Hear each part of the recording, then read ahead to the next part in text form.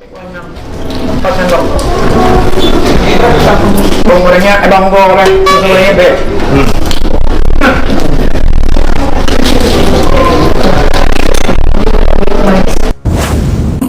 Banyak pihak yang mempertanyakan penetapan tersangka hingga ditahannya Nikita Mirzani, kemudian penambahan penahanan yang membuat para netizen Indonesia Raya bertanya-tanya. Terbaru terlihat Nikita Mirzani tampil bersama Eko Patrio.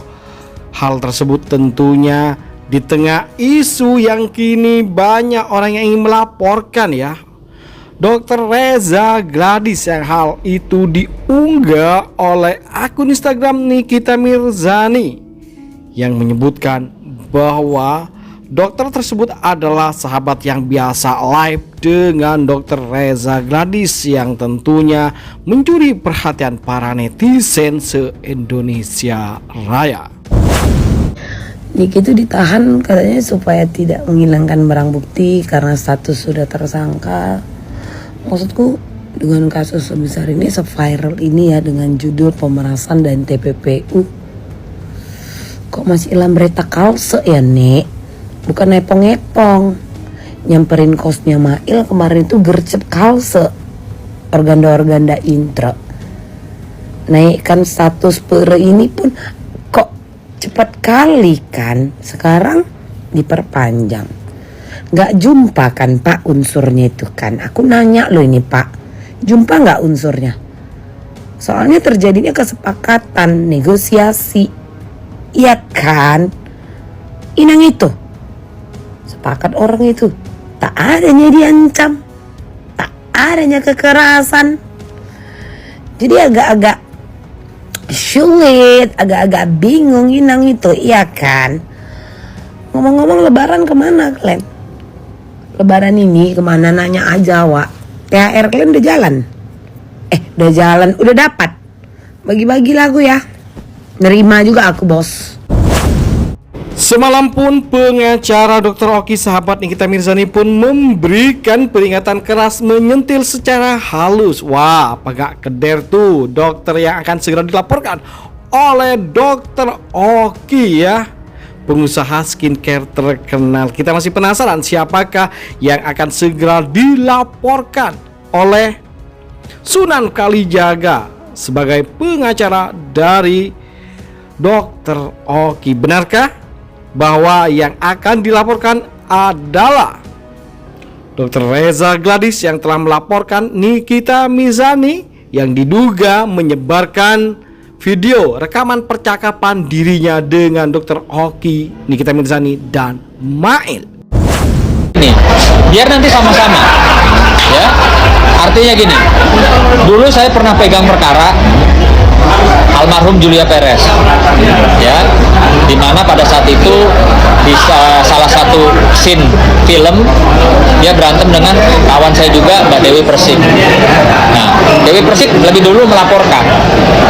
Lalu pada saat itu saya bilang, Jupe, lo dilaporin, kenapa lo nggak laporin juga? Emang bisa bang? Bisa, saya bilang, kamu punya hak hukum yang sama kok. Akhirnya apa? Dua-duanya jadi tersangka, ya kan? Ketika tidak ada perdamaian, ya dua-duanya masuk penjara, gitu loh. Jadi perlu diketahui, seorang pelapor seperti DRG pun tidak kebal hukum ketika memang kita juga bisa melaporkan dengan bukti-bukti apa? Ya dia merekam tanpa hak, tanpa izin, dan diam-diam. Dan rekaman tersebut dijadikan alat bukti, dan rekaman tersebut kita duga bisa beredar di sosial media, bisa beredar di teman-teman media. Itu dari mana sumbernya? Gitu loh. Tentunya kalau kita melaporkan, nanti biar pihak kepolisian lah yang cari, yang kejar. Siapa yang nyebarin pertama? Apakah si pelapor? Apakah handphonenya hilang? Tapi kalau handphonenya hilang harus dibuktikan per tanggal. Tanggal berapa handphonenya hilang dan tanggal berapa rekaman suara itu beredar. Kalau sebelum handphonenya hilang, berarti kan patut diduga gitu. Artinya dua-duanya sama-sama bisa ditahan. Lo sama-sama punya hak hukum yang sama gitu. Nah, saya juga meluruskan ya peran advokat atau kuasa hukum daripada DRG. Dia tuh nggak boleh, ya, nggak boleh mendikte kinerja polisi, nggak boleh memaksakan kehendak dia atau kehendak kliennya. Seperti saya jujur saya keberatan.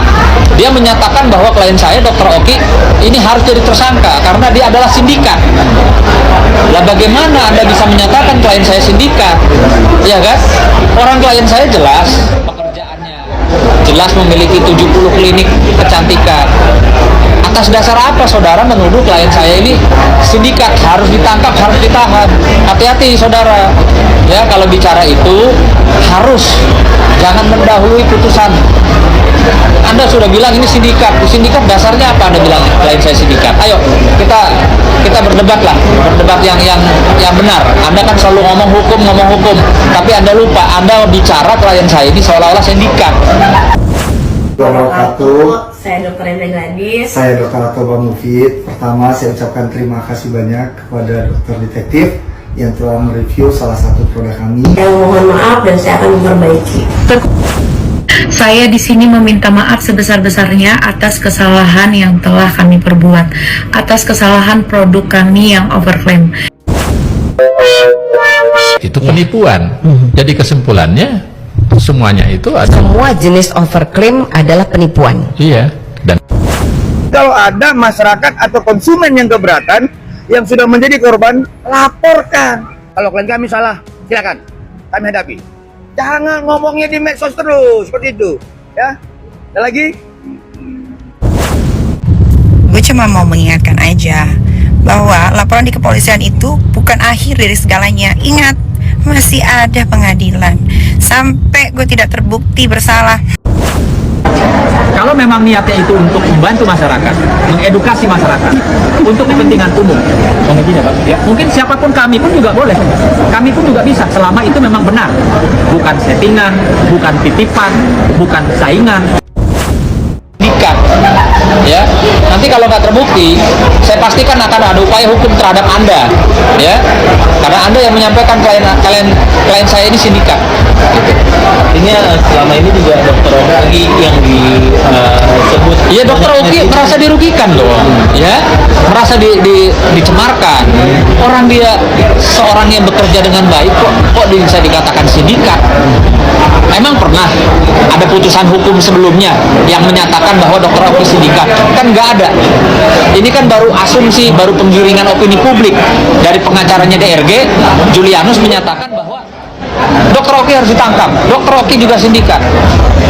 Ini kan apa kayak begini gitu, ya?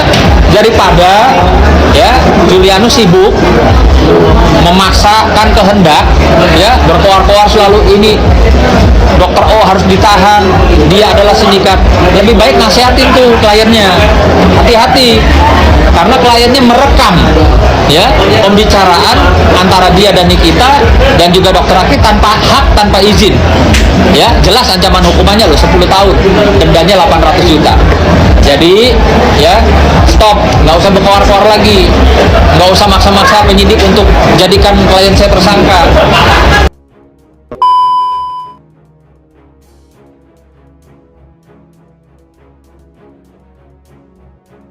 Bagaimana menurut kalian guys? Jangan lupa kasih komentar, like, dan masukan agar tambah seru keuangan mereka berdua yang selalu akan kita sajikan kabar terbaru terupdate tentang selebriti tanah air dan mancanegara yang bakal bikin kita semua happy, senang, dan update akan kabar berita terbaru tentang mereka tentunya. Oke, itu saja kabar dari kami. Jangan lupa like, komen, dan subscribe. Terima kasih telah menonton. Yuk, bye-bye.